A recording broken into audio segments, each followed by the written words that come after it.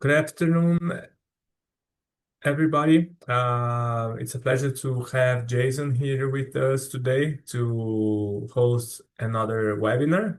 Today's topic is AI application for real estate regarding to efficiency in implementing AI, automation, and programming. So thank you again, Jason. The stage is yours, and I hope you all enjoy it a lot. Lovely. Thanks, Felipe. Hi, everybody. So my name's Jason. So what we want to talk about today really is about how we can use AI. We're all obviously, hopefully, familiar with what artificial intelligence is. But what we wanted to try and do is take things past ChatGPT, or rather to sort of look at some of the tools that are out there that you may know or maybe not know, and look at how we can actually use them. So the idea of the course is really just to sort of give you a day of some practical usage, but in the context of hopefully what you're doing on a day-to-day basis. We can discover some of the tools, but also some of the capability. There's part of the emphasis is around automation, how we can link things up. We'll also potentially then look at also agents, how we can use an agent to then make decisions over different workflows. But what we're really trying to do is look at how we can use some of the AI tools, hopefully in ways that you might not already be familiar with, but use them within the context, both work-wise and tool-wise, of what you're using already. It's fair to say that a lot of us are probably already using Excel, so there's quite a focus on this too. Okay, so let's make a start. I just want to give you a bit of a feel for what we cover on the second day of the course, and then hopefully we'll see you on the course and we can get hands-on because it's a very practical course after all. Okay, so what we'll be learning, we'll be looking at automating Excel tasks using Visual Basic for applications and also integrating AI. We'll also then look at using AI APIs. We'll learn what an API is. So an API then is an applications programming and interface. We can use that to source data from various different places on the internet. You'll find that applications use APIs behind the scenes for anything from controlling small amounts of data, but also sending data between different applications. If you've got a smartphone, for example, and you're using pretty much any app you like, let's take something like, for example, a social media app, you'll find that the way that the smartphone gets that data into the app is using an API. So every time you make a Facebook update or upload a picture, it will be connecting to an API somewhere on Meta's infrastructure and sending that data to it. Conversely, when you log in for the first time, it'll be connecting to an API to pull that data down. APIs really are a hidden part of the internet that have been there for many, many years. They are the backbone. So part of what we'll be looking at is how can we leverage the data and all the different APIs that we have available to us and bring that into your regular workflow. So as well as looking at Excel, we'll look at Python. So Python is a programming language, but it's also extremely powerful. So it tends to be used as, again, to use the phrase backbone, but as an intrinsic part of AI itself. So you'll find that Python then is a great utility programming language that can be used not only for modeling, mathematics, data science, plus also AI. It's also enormously powerful then to use. And the good thing about it is using AI tools, we don't have to necessarily be programmers. We can use the tools to effectively then write the Python code to do all the automation for us. Really, it's just down to us to know what data we need, what we need to do with it, with a little help from AI, of course, and we can let the tools do everything for us. But really, the course will give you a little bit of an insight into what it is, what it does, and the scope of the sort of things that you can do with it. We'll look at some real world workflows. So I've picked Google Colab because it's a nice, easy one to work with, and it means that we can set out workflows and make decisions, but moreover, it's very easy to collaborate.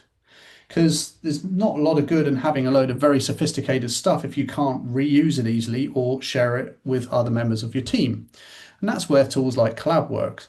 We've got all the beauty of AI, we've got all the data modeling tools in there, we've got all the flexibility, plus we've got all the collaboration tools. What I've tried to focus on then within the course is to try and make sure we're also using tools that we can sign up with for free and we can get a good amount of usability out of it. That we don't necessarily need to have any technical or programming background, or we don't have to sign up and pay money in order to evaluate it. So I've tried to make things that are very easy just to onboard very quickly with and get up and running. Google Colab is an excellent example of doing exactly that. I'll then move on to looking at artifacts. So artifacts are then small applications that we can build. We can make them interactive. If you think about it, what's actually going to be happening is we could use data, but we can actually then get AI to build small applications so that we can test things. Let's imagine we had a small model that we might want to be able to change parameters and evaluate what they're doing quickly. We might want a model then that we could share with the outside world. It could even be part of your website, for example, a small tool that we could put on there. Something like a pricing calculator, for example, is a really good example of something that we could build very easily. But moreover, using AI, it's the sort of thing that we're not necessarily restricted by programmers.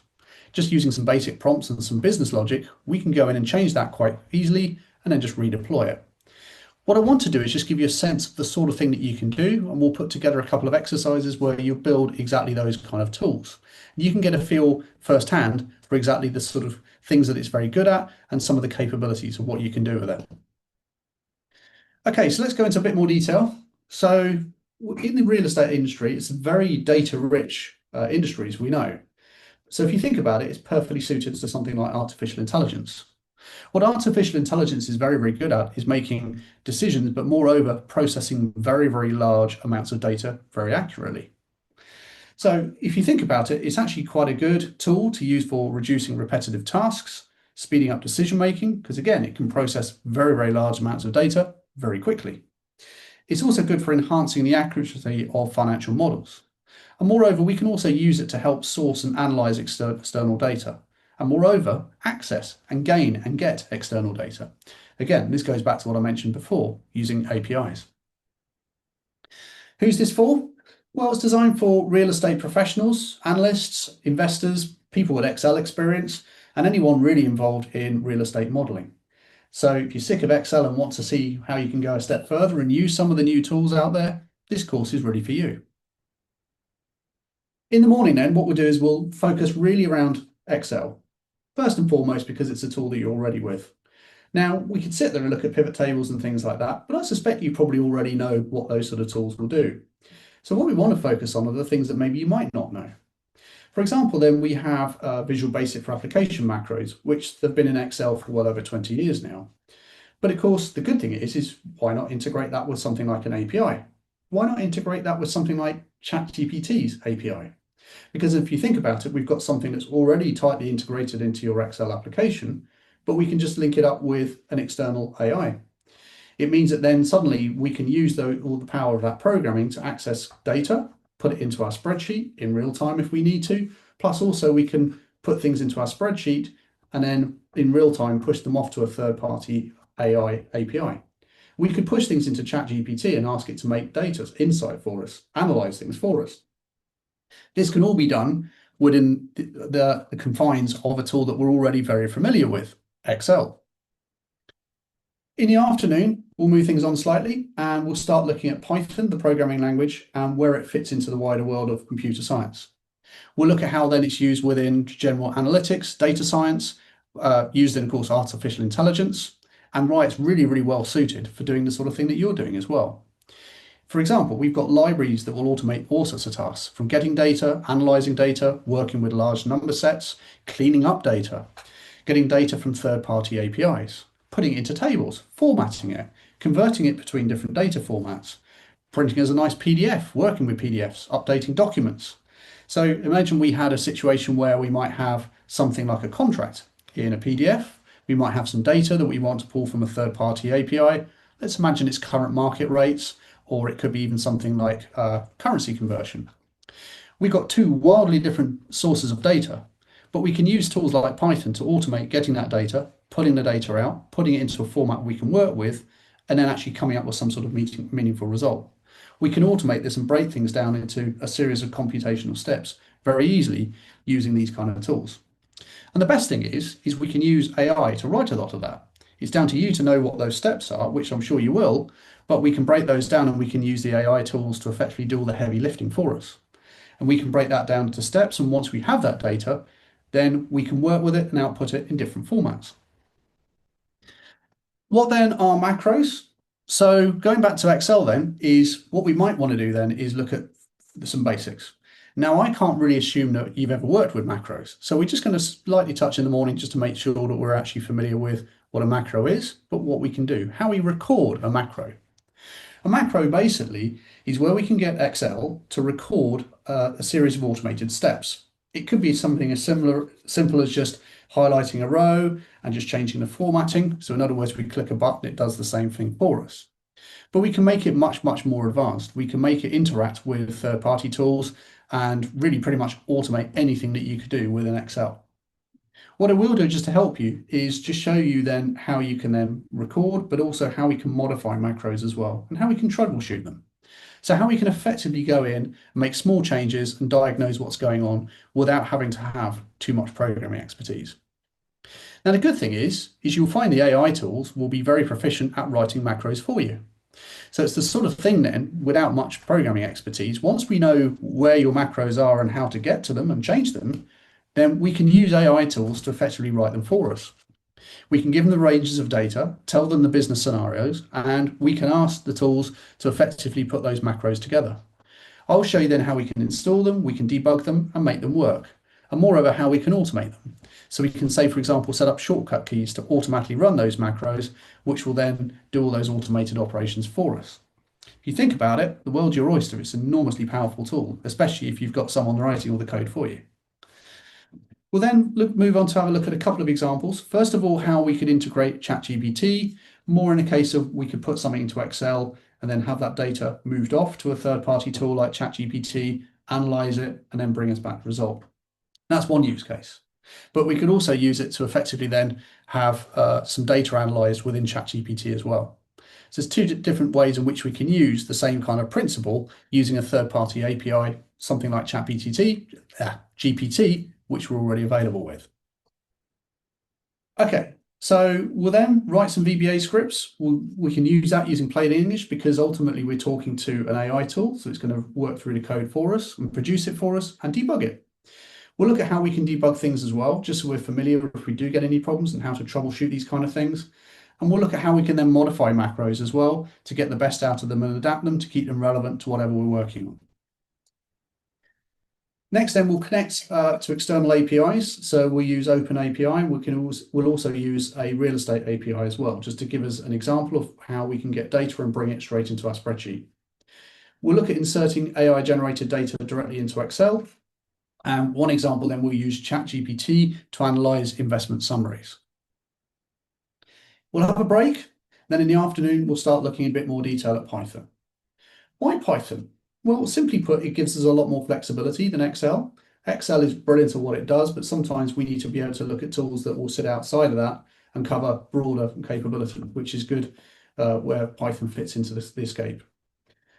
It's got a huge ecosystem of different data libraries. So these are tools, if you like, that we can use to manipulate and work with data. So that could be external data, or it could even be just file formats that we've used before.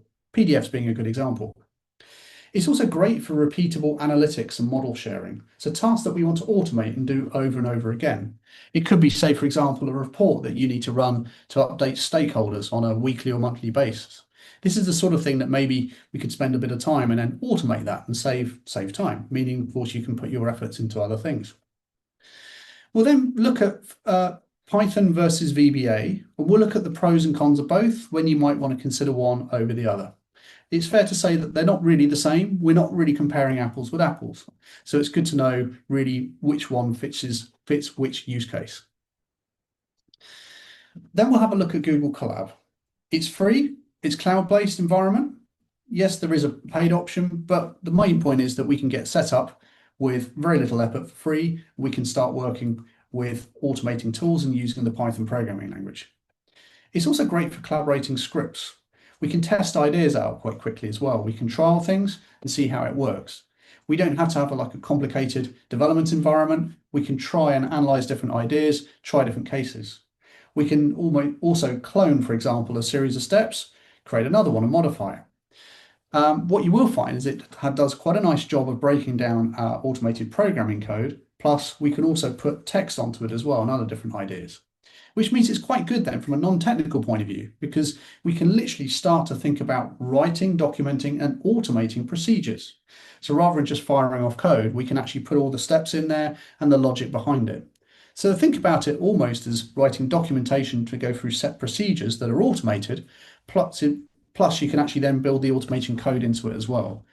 What's nice about that is we can break things down to steps. So rather than running the whole thing the whole time, we can just pick out the bits that we need to rerun, and everything's documented so we can see exactly what each step in the process does. The main thing is we can use it to collaborate and share. Again, if it's something that we want to build an automation in so that anyone within our organization can run it. But the main thing is we can test ideas very, very quickly, and we don't need any code experience. We can use the AI tools to build everything for us. Okay, for each scenario then, we'll model some different factors. We'll use Python for real estate planning. We'll use Pandas library, which we can use for financial modeling. We'll take a basic data set and look at how then it can revisualize it for us. I also want to show you then how quite often you will find that there are APIs out there, of course, but sometimes there aren't. Sometimes the only way is to scrape data off of a website. So that basically means that we can automate the process of going to a web page, looking through the data and taking it off and parsing it. For a good example of that, might be looking at, say, for example, at a property website. Well, let's imagine there is a small business website that has valuable data on it, but there's no API available. You'll find that happens a lot. So Python's particularly good then as we can send it to an online resource and we can get it to parse the data off it. And that process is basically called scraping. We'll look at an example of how we can use Python to do that. We can send it to an external website. We can tell it what we're looking for on that website. It will bring the data in, or the text rather, look through it and pick out the data that we want. So quite often you might find if we're automating those kind of processes, it might be a combination of lots of different things. Public available data, say for example, currency exchanges, maybe also some data scraping where we might be looking for very localized specific data from a website that doesn't have an API. And we then might be using something like our AI tools to bring all of that together. We'll then look at some APIs that will make it useful. Zillow, for example, and LoopNet are some good examples. And finally, we'll use Matplotlib as a Python tool to help us visualize that data and put it into something that we can recognize as a meaningful output. In terms of then building AI enhanced workflows, we'll look at how we can gather data. We can use then cleaning and analysis tools, visualization, and also sharing via Collab or even Excel, whatever we're familiar with. We'll then finally look at an example then, which is going to be scraping and analyzing some real-time market data, putting that into a meaningful result, and then outputting a report that we can use. And that will gather data from 3 or 4 different sources. So the final thoughts then is what we want to do is really open your eyes up to some of the things over and above the tools that we're probably already familiar with, but hopefully using some of the tools that we are already familiar with. So really what I want you to be thinking about after the course is what could we automate? Where could we get efficiencies? Whereby might be able to get data quickly and easily and accurately where we might have struggled before. So again, I'll be encouraging you to start small, maybe just think about automating one task based on what you've learned, but hopefully then open your eyes to some of the other tools that we can use to automate things and go further. We'll use AI then to complement what you're doing, not replace, because all of this ultimately is about allowing you to work with more data, better quality data from different sources, and again, work with large amounts of data more quickly, more accurately. I think what we need to remember sometimes is that AI as a tool, it's here to augment what we have to do, not replace what we're doing. We'll also then look at Python and hopefully you'll realize the idea of the sort of things that we can do with that and what we can automate that. We can start to think about building that into your regular workflows. Okay, so on that thought, any questions? Are we ready to dive in?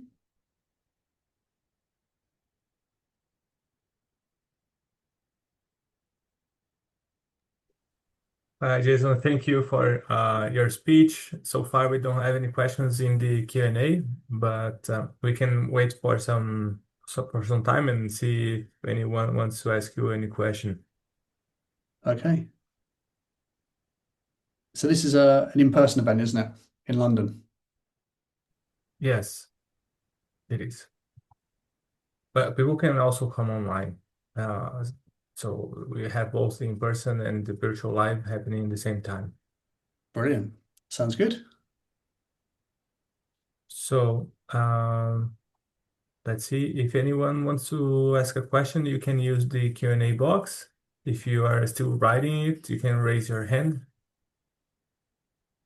so that we can wait for you. And if nobody raises their hand, we can finish it now. Okay. Yeah. So yeah, we have a question.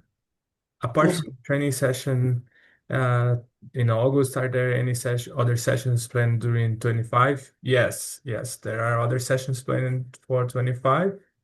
Um, I can check it right now, the right dates. So the next sessions will happen in October, 9 of October and 10, and also the 11 and 12 of December. All the three sessions are in person and online. Mhm. Anyone else?